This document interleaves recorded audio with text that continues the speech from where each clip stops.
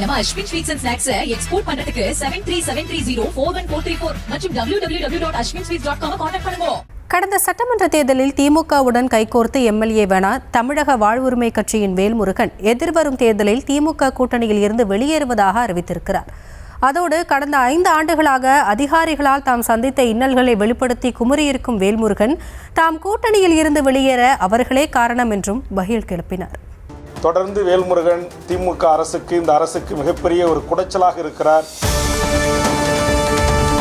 உயர் சாதி RSS சித்தாந்தம் உள்ள அதிகாரிகளுடைய பேச்சுக்கு மாண்புமிகு முதலமைச்சரும் தமிழக அரசும் ஈல்டாயிருக்கு.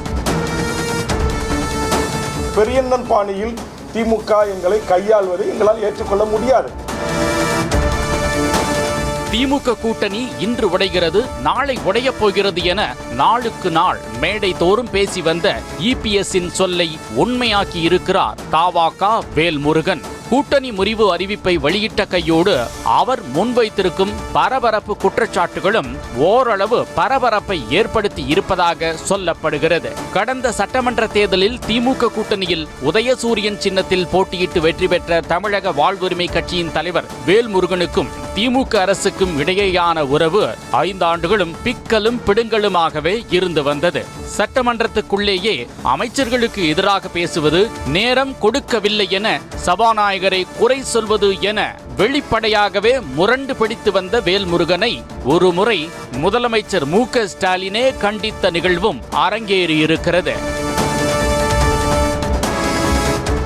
என்னதான் தாமரை இலை தண்ணீரை போல ஒட்டாமல் இருந்து வந்தாலும் தேர்தல் வருவதால் அறிவாலய கதவுகளை தட்ட வேண்டிய சூழலுக்கு ஆளானார் வேல்முருகன். அதனையடுத்து பேச்சுவார்த்தைக்கு சென்ற வேல்முருகனுக்கு கடந்த முறையைப் போலவே ஒரு தொகுதியை ஒதுக்குவதாக திமுக கூறியிருக்கிறது.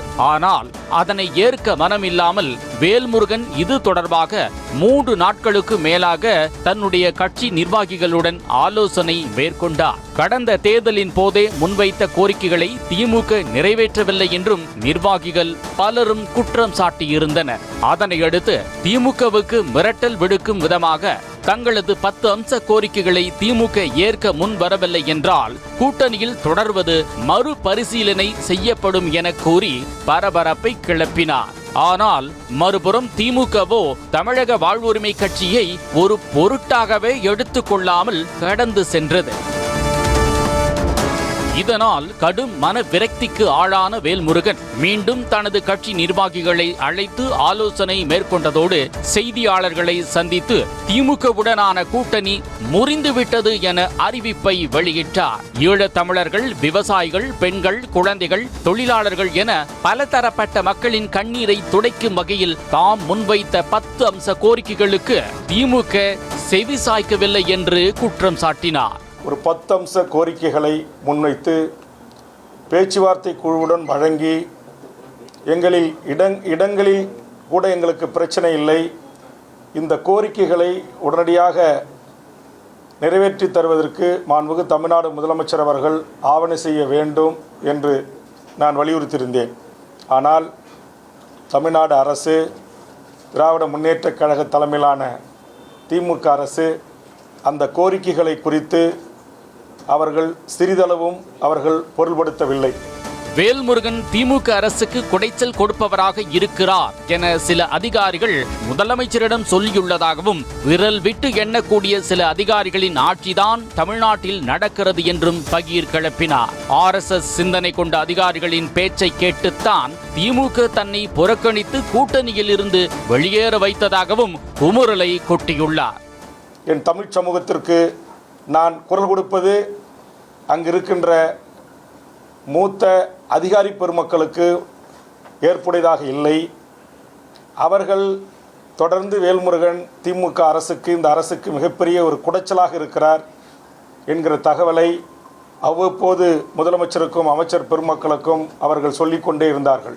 திமுகவை தற்போது இயக்குகின்ற உயர் சாதி RSS சித்தாந்தம் உள்ள அதிகாரிகளுடைய பேச்சுக்கு மாண்புமிகு முதலமைச்சரும் தமிழக அரசும் ஈல்டாயிருக்கு, அடிபணிந்திருக்கு. ஒரு குறிப்பிட்ட விரல் விட்டு எண்ணக்கூடிய அதிகாரிகளின் ஆட்சிதான் தமிழ்நாட்டில் இந்த நிமிடம் வரையிலும் கூட நடந்தேறி வருகிறது.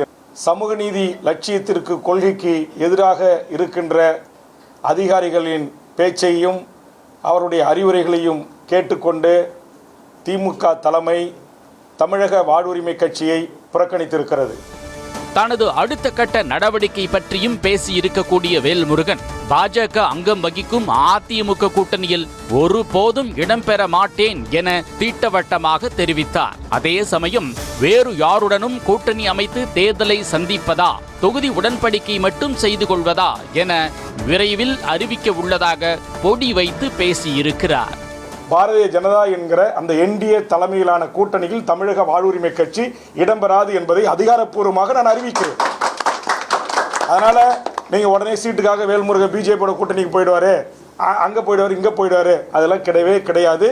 நாங்கள் எங்கள் கட்சி கூடி நாங்கள் இங்க வந்து வருகை தந்திருக்கிற ஆதரவு தெரிவித்திருக்கிற அரசியல் கட்சிகள் அமைப்புகளோடு கலந்து பேசி எத்தனை தொகுதிகளில் போட்டியிடுகிறோம், யாரோடு கூட்டணி வைத்து போட்டியிடுகிறோம், அல்லது யாரோடு தொகுதி உடன்பாடு மட்டும், தேர்தலுக்கு மட்டுமே தொகுதி உடன்பாடு, தேர்தல் முடிந்தவுடன் அது அவர்களோட எந்த ஒட்டு உறவும் இல்லை, எங்களுக்கென்று கொள்கையை முன்னிறுத்தி தேர்தல் பாதையை முடித்துக்கொண்டு மக்களுக்கான அரசியல் பாதையை பயணிப்பதையெல்லாம் குறித்து நாங்கள் விவாதித்து முடிவெடுத்து அறிவிக்க இருக்கிறோம்.